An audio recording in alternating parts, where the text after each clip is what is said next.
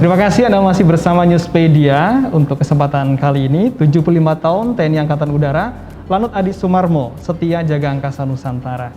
Saya Sena Herpra masih menemani Marsikal Pertama TNI Agus Setiawan ST, Komandan Pangkalan TNI Angkatan Udara Adi Sumarmo. Adi Sumarmo, Solo Boyolali atau Adi Sumarmo Boyolali, bener? Bener semuanya ya? Oke, nah tadi kita sudah menyimak informasi terkait dengan komandan yang baru 3 Maret 2021 ya, mengomandoi di Pangkalan TNI Angkatan Udara di Sumarmo ini 1 bulan lebih begitu jalan. Tapi kita ingin tahu juga ini sebenarnya fungsi utama dari Pangkalan Udara itu apa? Karena setahu kita ya, ini komandan di sana Adi Sumarmo itu ada bandar udara kan gitu. Ini juga ada pangkalan udara. Kalau pangkalan udara kan pasti ini kaitannya dengan TNI ya gitu. Nah gimana itu penjelasannya? Baik, untuk Lanut Adi Sumarmo sendiri sebagai pangkalan udara, mungkin yang tadi ada hubungannya dipertanyakan mengenai ada bandara. Iya. Di TNI Angkatan Udara itu kita mengenal yang disebut dengan enklav sipil dengan enklav militer. Itu arti mudahnya adalah ada bandara dan ada pangkalan udara. Ini kemudian ada landasan. Ini landasannya punya siapa? Apakah punyanya TNI Angkatan Udara atau punyanya bandara sipil? Di Lanut Adi Sumarmo ini adalah enklav sipil, artinya sipil yang menumpang kita. Gitu. Jadi lahan bandara itu adalah lahannya TNI Angkatan Udara ya. Oke. Sehingga mereka melaksanakan kegiatan penerbangan, operasi penerbangan dan sebagainya itu numpang istilahnya ya di Lanut Adi Sumarmo. Sehingga kita juga ada perjanjian kerjasama antara TNI Angkatan Udara dengan Angkasa Pura 1 dan 2 juga dengan Dirjen Perhubungan Udara. Itu mengenai Lanut Adi Sumarmo. Kemudian mengenai fungsi dari Pangkalan Udara TNI. Tadi sudah saya singgung sedikit bahwa Lanut Adi Sumarmo cukup unik karena menangani masalah pendidikan. Sebelumnya perlu kita ketahui bersama bahwa Angkatan Udara itu adalah secara mudah lebih dikenal bahwa ada satu alat utama sistem senjata yang kita kenal, mungkin masyarakat umum mengenalnya sebagai suatu bentuknya pesawat, benda yang kemudian diawaki oleh manusia. Berbeda dengan Angkatan Darat. Kalau Angkatan Darat manusia yang disenjatai, tapi kita adalah senjata yang kita awaki. Sehingga peran dari kualitas sumber daya manusia di TNI Angkatan Darat sangat penting. Oleh karena itu, di Lanut Adi Sumarmo ini cukup spesifik, yaitu kita melaksanakan pendidikan manusia-manusia yang nantinya akan menjadi manusia udara atau airman, yang meliputi pendidikan dasar untuk menjadi prajurit berpangkat tamtama dan bintara, kemudian pembentukan untuk bintara dan perwira. Pembentukan ini artinya adalah bahwa tadinya dia sudah tentara, tapi di level tamtama itu prajurit, pengetahuan prajurit, kemudian dia akan meningkat menjadi bintara yang pangkatnya sersan. Kemudian lagi ada pembentukan menjadi perwira, artinya dia dari bintara yang pangkatnya sersan menjadi perwira.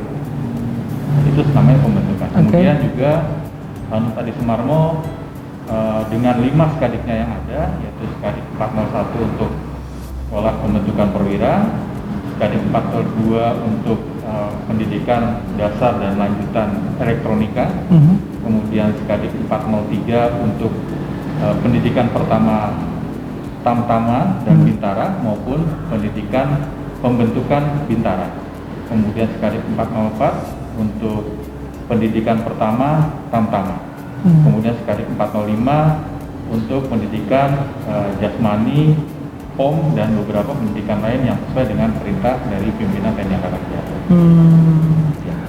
Jadi fungsi utama memang ini di pendidikan begitu ya. Jadi tidak ada semacam kayak operasi militer Angkatan Udara begitu, tidak boleh atau bagaimana menyelenggarakan itu? Dengan fasilitas yang ada, kita punya landasan, kemudian kita punya struktur organisasi operasi, sehingga Lanut Adi Sumarmo lebih kepada pendukung dalam operasi udara. Oh gitu. Jadi kita membawahi wilayah Jawa Tengah sampai dengan ke utara di Semarang. Sehingga apabila ada operasi-operasi udara di Lanut Ahmad Yani, Ya. itu juga kita ada perwakilan TNI Angkatan Udara di sana. Perwakilannya Lanut Adi Sumarmo di sana. Oke. Oke, ya ini kaitannya dengan pendidikan. Kalau tidak salah di Adi Sumarmo juga ada semacam SMA gitu ya, SMA Pradita Dirgantara begitu. Itu bagian juga dari membentuk SDM-nya untuk Angkatan Udara atau ini umum aja ini? Gimana? Jadi ada sekolah unggulan yang dikelola oleh Yasarini. Yasarini itu Yayasan Ardiagarini, yayasan yang dikelola, diorganisir, dilaksanakan oleh ibu-ibu atau istri dari prajurit TNI Angkatan Udara, di mana 3 tahun yang lalu sekolah ini berdiri, sekolah SMA Pradita Dirgantara, di mana rekrutmennya benar-benar sangat luar biasa, karena mereka yang masuk ke SMA Pradita Dirgantara ini adalah anak-anak unggulan dari seluruh Nusantara. Bukan sembarang siswa gitu ya. Bukan sembarang siswa, nilai mereka harus tinggi, kemudian lulus seleksi, dan mereka berasal dari seluruh wilayah di Indonesia dengan sistem PPDB atau penerima siswa barunya adalah melibatkan lanut-lanut yang ada di seluruh Indonesia. Alhamdulillah tahun ini memasuki tahun ketiga dan tahun ini pertama nanti akan ada alumni dari lulusan ya nanti ya. Dirgantara. Ada diantaranya yang sekarang sudah diterima di beberapa perguruan tinggi terkenal di luar negeri, ada beberapa di Amerika yang sudah diterima.